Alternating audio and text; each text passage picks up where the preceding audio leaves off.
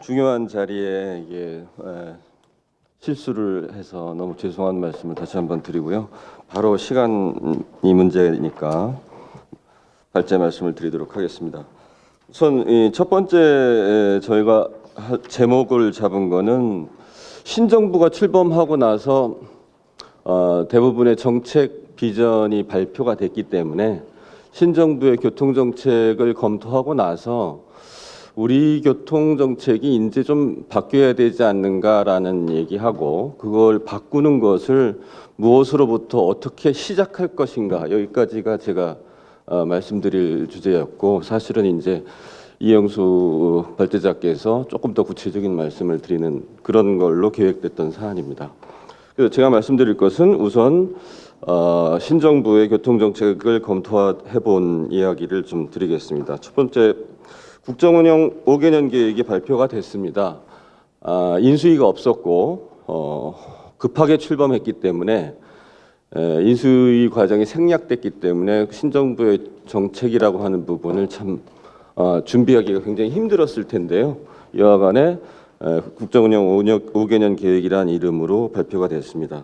13페이지에 표가 있는데 국민의 시대라고 원명을 했죠. 국민의 시대라고 원명을 하고서 국민의 나라 정의로운 대한민국이라는 비전을 세웠고 5대 국정 목표로 국민이 주인인 정부, 그다음에 더불어 잘 사는 경제, 내 삶을 책임지는 국가, 고르게 발전하는 지역, 평화 번영의 한반도라고 한 국정 목표, 그다음에 20대 전략, 100대 과제 이런 식으로 돼 있습니다. 이 100대 과제는 다시 또 몇백 개의 세부 과제로 돼 있습니다. 이런 내용을 충분히 아실 거고요. 그러면 이 내용을 좀 검토해 보는 것으로 하겠습니다.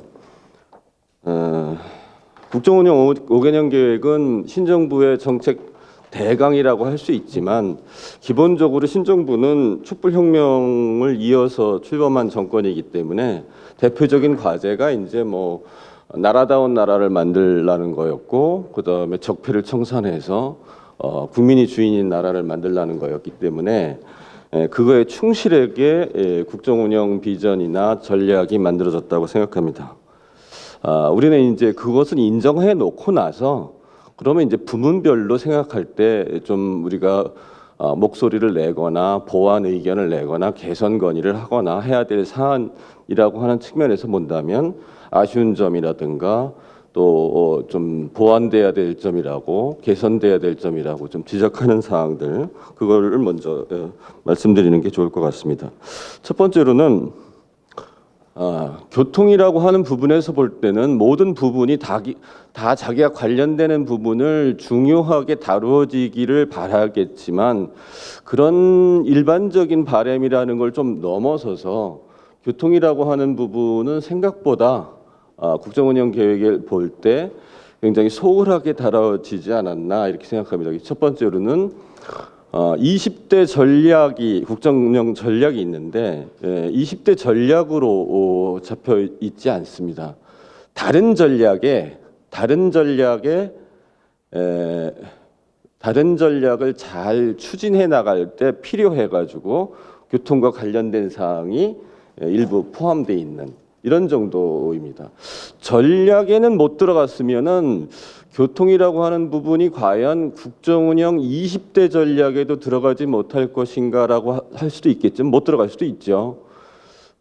그럴 수도 있지만 그럼 과제로는 제대로 들어갔는가? 100대 과제로도 사실은 제대로 들어가 있지 않고 다른 어떤 목표나 전략이나 과제들을 수행하는데 연관돼 가지고 교통이 좀 언급된 이런 형태로 돼 있다. 이런 점을 우리가 발견할 수가 있습니다. 자세한 사항은 아마 14페이지, 15페이지 보시면 좀 될 거라고 생각하고요. 그다음에 그랬을 때 그럼 우리가 무슨 말씀을 드려야 되겠냐면 우선 쉽게 보려면은 18페이지에 제가 인용해 놓은 건데요. 요 두 파워포인트 화면은 2005년도에 저도 참여를 했었습니다만 지속가능발전위원회, 대통령 자문 지속가능발전위원회에서 국정과제회의, 지금 얘기하는 국정운영 전략하고 비슷한 겁니다. 국정과제를 채택하는 여러 과정, 부문별로 채택하는 과정에서 지속가능한 교통정책을 보고하기 위해서 거기서 보고가 통과된 것을 국정운영 과제로 채택을 한 다음에 해당 부서가 그 과제의 실천 정도, 이행 실적 이런 것들을 매년 보고하도록 했기 때문에 이것과 비교할 만합니다. 그래서 이것 때 보면은 현황을 도로 부분에 투자를 집중하고 자동차 위주의 교통 체계를 고착시켜서 교통 혼잡과 대교 위험 증가 등 사회경제적 비용이 증가하고 보행 및 자전거 도로 등 녹색교통 수단에 대한 기반이 취약하며 고령자 등 교통 약자에 대한 교통 체계가 미흡하다. 교통사고는 감소 추세이나 여전히 OECD 국가 중 최고 수준이다라고 하는 것으로 당시의 교통 문제와 현실을 진단한 다음에 교통 부분은 어떻게 가야 되냐면은 예를 들어서 인간과 환경이 함께하는 교통체계 구축이라는 비전, 그다음에 효율성 제고 외에도 환경성 강화, 형평성 개선, 안전성 확보라는 목표, 그다음에 교통 투자 체계 개선을 포함한 5대 과제 이렇게 세웠습니다. 이게 무슨 뜻이냐면 이게 잘 됐다 안 됐다를 떠나가지고 교통이라고 하는 것을 하나의 말하는 연관성 있는 큰 분야로 생각해서 비전과 목표를 세우고 그 과제를 또 상충이 발생하지 않도록 이렇게 체계화돼서 세웠다는 얘기죠. 이거하고 비교해 봤을 때 이번 국정운영 과제에 대해서 예를 들어서 90점이냐 85점이냐 95점이냐를 따지기 전에 기본적으로 이런 형태로 돼 있지 않다라는 것에 대한 지적을 안 할 수가 없는 그런 측면을 하나 말씀드리는 겁니다. 저는 이제 여기에서 16페이지 이제 내용을 좀 하나 말씀드린다면 이 국정운영 계획 5개년 계획을 발표할 때 그 문안 중에 굉장히 함축적으로 쓰여져 있는 문안이지만 그 문안 중에 이 박스를 쳐놓은 그 내용이 그대로 있습니다. 존 롤스의 정의론에 따르면 사상 체계의 제일 덕목이 진리라고 한다면 사회제도의 제일 덕목은 정의다. 이렇게 구분을 해놓고 그걸 인용을 롤스의 구분을 이 국정운영 5개년 계획에서 그대로 인용을 해서 갖다 박아놨습니다. 그러고 나서 정의로운 제도의 설계와 운영이 바로 정치와 정부의 역할이다. 이렇게 딱 해놓습니다. 저는 이 얘기를 볼 때 굉장히 좀 현명한 생각이다라고 생각했습니다. 존 롤스의 구분은 우리가 지금 얘기하려고 하는 거하고 좀 다를지는 모르지만 우리가 생각할 때 정책이라고 하는 것은 제도라고 하는 것은 생각보다는 핸들링 가능한 영역입니다. 그래서 실제로 인간의 계획이 가능한 부분은 뭐랄까 문화 자체의 개선이라든지 인간 자체의 어떤 인간 개발이라든지 이런 문제는 조금 어디선가 뭐 신의 도움이 있지 않으면 안 될 것 같은 영역일 수 있지만 인간이 스스로 책임지고 통제 가능하면서 계획을 세워가지고 그 뭔가 목표를 이루어내는 이런 영역은 오히려 정책과 제도의 영역인 거죠. 그래서 저희는 예를 들어서 정책과 제도의 영역에서는 이런 어떤 핸들링 가능한 영역이다 이렇게 생각을 하고 핸들링이 가능하려면 어떻게 되겠습니까? 교통과 관련돼서 우리가 생각할 때부터는 철학이 어떻느냐, 예를 든다면 시민 의식이 어떻느냐, 또는 뭐 시설이 어떻느냐 모든 걸 다 얘기할 수 있는데 굉장히 생각보다 교통은 부분이 아니라 문화의식, 시민의식, 심지어는 모든 것들이 다 관여합니다. 그 교통과 관련된 어떤 수준이 올라가냐 내려가냐 이렇게 얘기할 때 이 부분은 전체를 정권이 5년 내의 계획으로 삼아서 뭘 하기는 좀 사실은 어렵죠. 우리가 계획할 수 있는 것은 정책 영역이고 제도 영역입니다. 그거는 뭐 강도에 있어서나 또는 속도에 있어서 이걸 다 조절할 수가 있으니까. 그렇다면 그건 뭐냐면 사실은 일반적인 정부의 공공의 역할이 다 그런 것이지만 자원의 배분, 자원의 공정한 배분, 합리적인 배분, 그다음에 인력의 동원 이런 문제들이 우리가 통제 가능한 영역이죠. 그렇게 얘기한다면은 사실은 교통 정책을 바꿔보자라고 했을 때는 그거는 어떤 뭘 하자 이런 방향으로 가자 저런 방향으로 가자 다 좋습니다만 실제적으로는 돈을 어떻게 움직일 것이냐, 정부의 공공 투자를 어떻게 바꿀 것이냐라고 하는 문제가 핵심 문제일 수밖에 없는 것이다라고 하는 것입니다. 그래서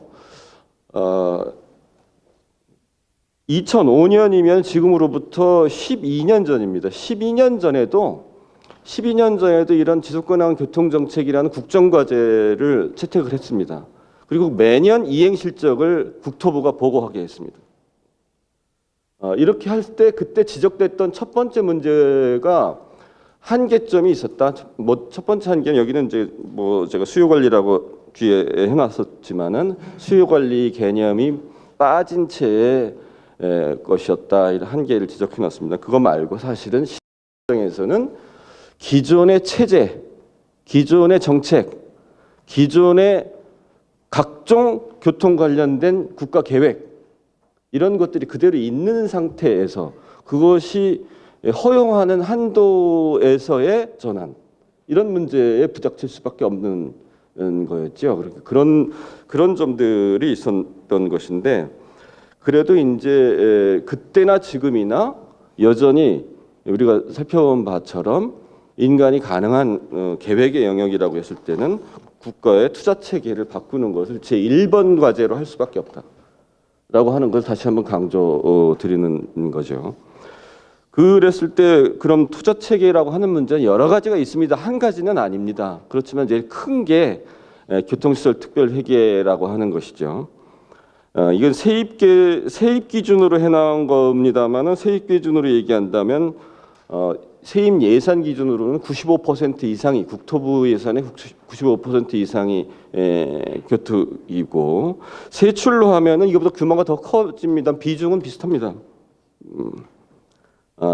그리고 교통회계는 이거 말고 국토부로 들어가는 대부분의 돈 말고 해양수산부로 들어가는 것도 있죠. 거기서 집행하는 것도 있습니다. 여하간 교특이 굉장히 크다라는 거죠.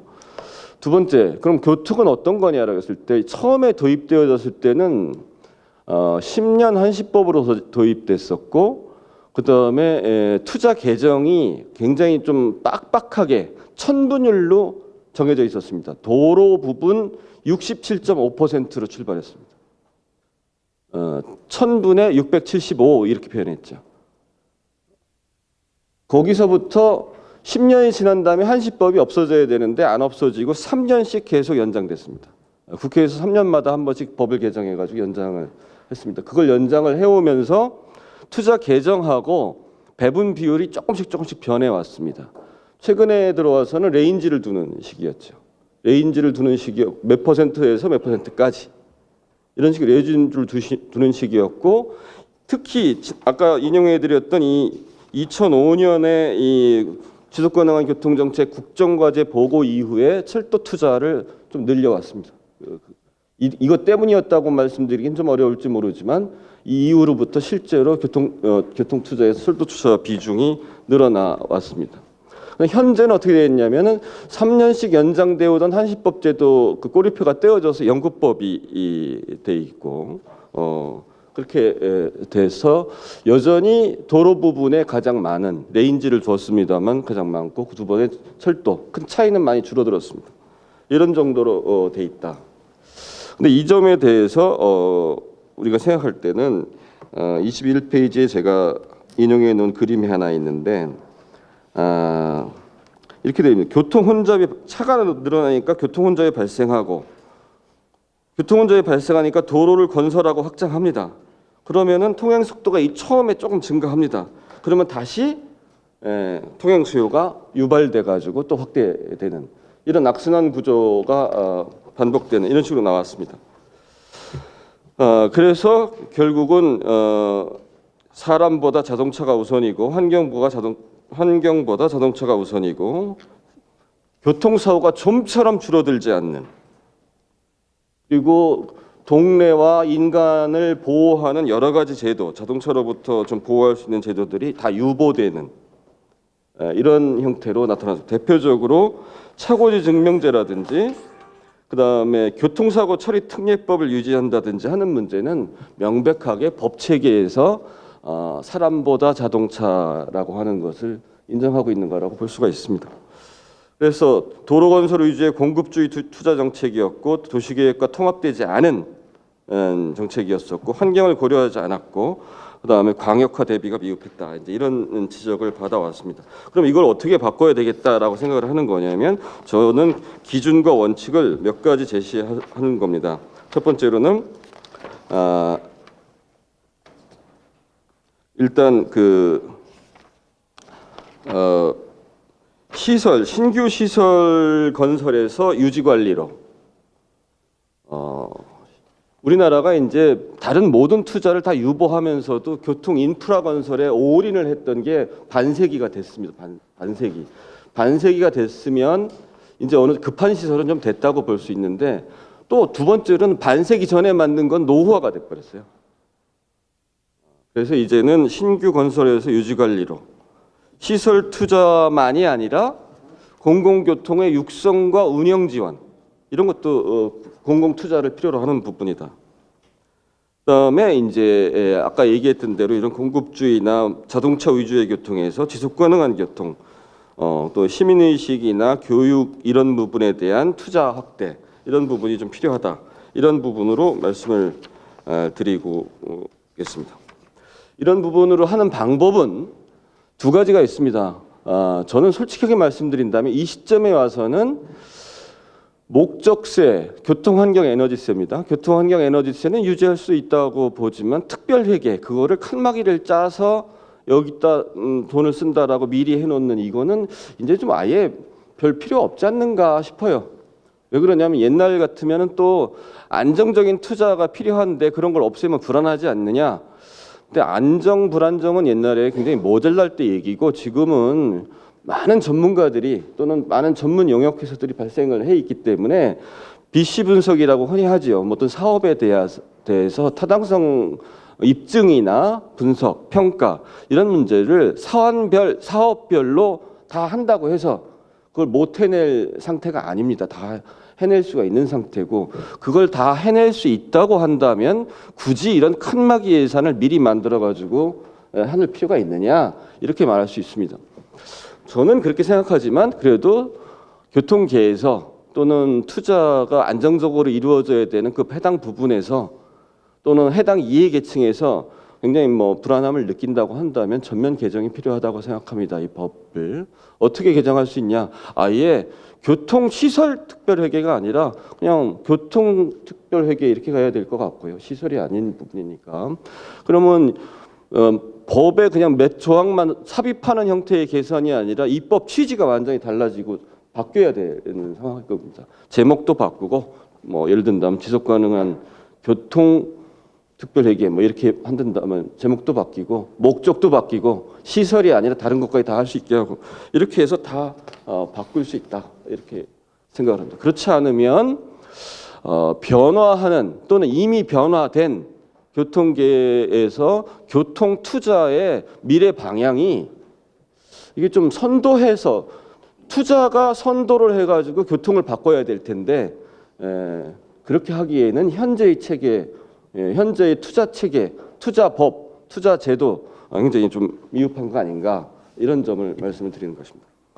자, 그럼 두 번째 얘기. 첫 번째 얘기는 여전히 투자에 관한 문제를 개선하는 것이 변화의 시작이라고 말씀을 드린 거고 두 번째로는 그러면 뭘까? 두 번째로 제가 지적하고 싶은 것은 녹색교통도 있고 교통권 실현도 있고 여러 가지 목표가 중대한 목표가 있습니다. 평등한 국민교통권의 실현 이렇게 볼 수가 있습니다. 프랑스에서 국민의 교통권 보장을 법으로 명시를 한 지 한 20년 지나서 일본하고 한국에서 동시에 교통 기본권을 법제화하려고 하는 시도를 양국에서 같이 진행을 한 바가 있습니다.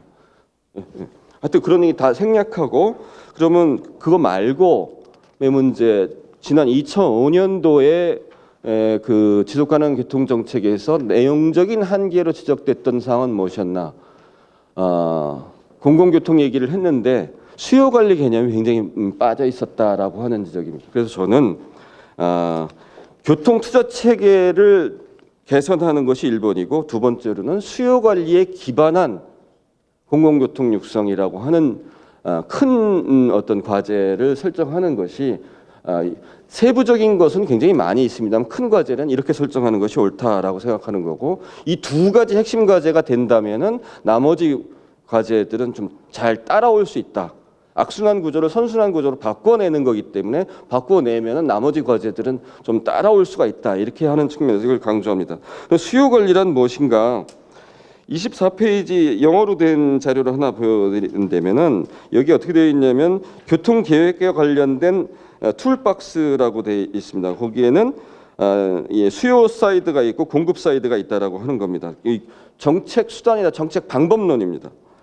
그런데 옆에 히스토리라고 봤을 때는 50년대 이거 선진국 기준입니다. 미국이나 선진국 기준인데 50년대에는 캐퍼시티 익스펜션 그러니까 공급 롱텀의 공급 정책, 시설 확장 정책을 했다라는 겁니다. 그 다음에 70년대 와서는 TSM이라고 해가지고 쇼텀이죠. 쇼텀의 교통체계 효율화 사업을 주로 했다는 겁니다. 교통체계 효율화라는 건 병목 구간 계산을 한다든지 뭐 교차로 계산을 한다든지 신호 계산을 한다 이런 겁니다. 그 다음에 히스토리로 봤을 때는 90년대 들어와서 쇼텀의 수요관리 정책이 처음 시도됐다라는 겁니다. 그 다음에 2000년대 이후에서야 롱텀의 수요관리 정책이 추진됐다라고 하는 겁니다.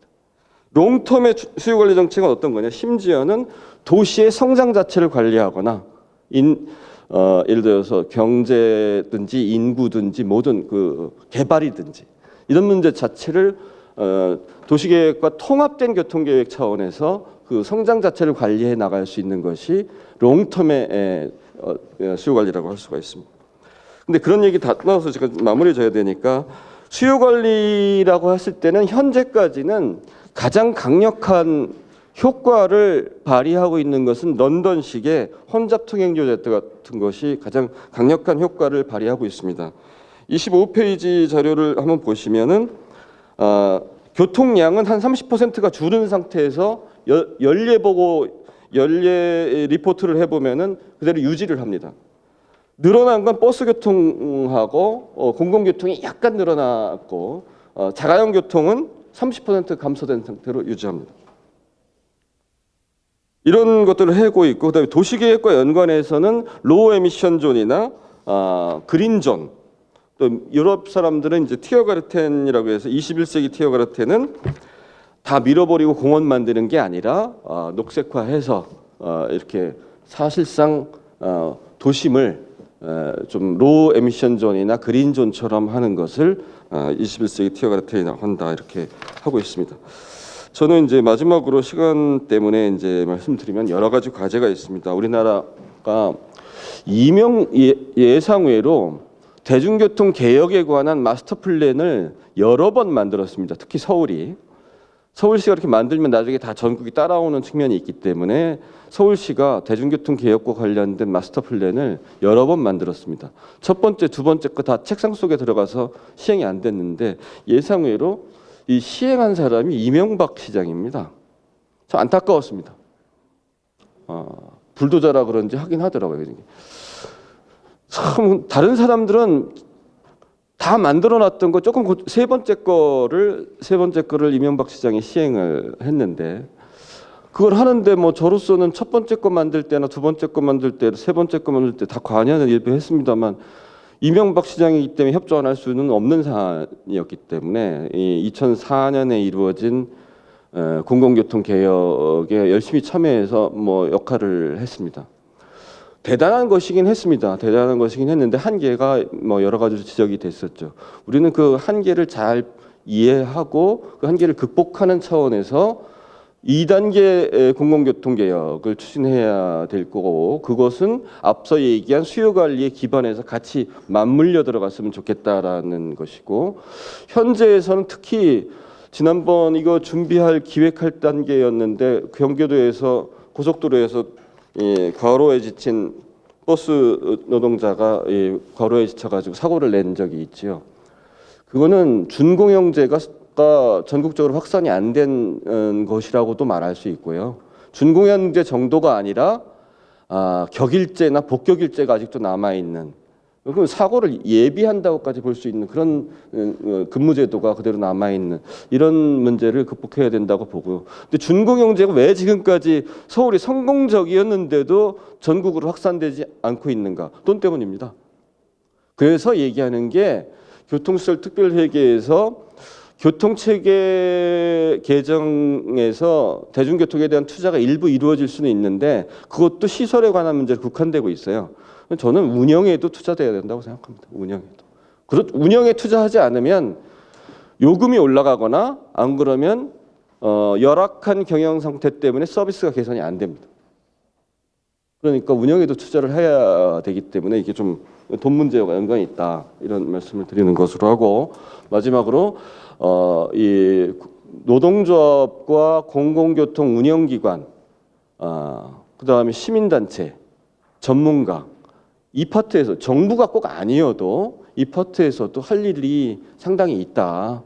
예전에 정부가 상당히 문제가 있을 때도 상당한 변화들을 만들어 오지 않았는가.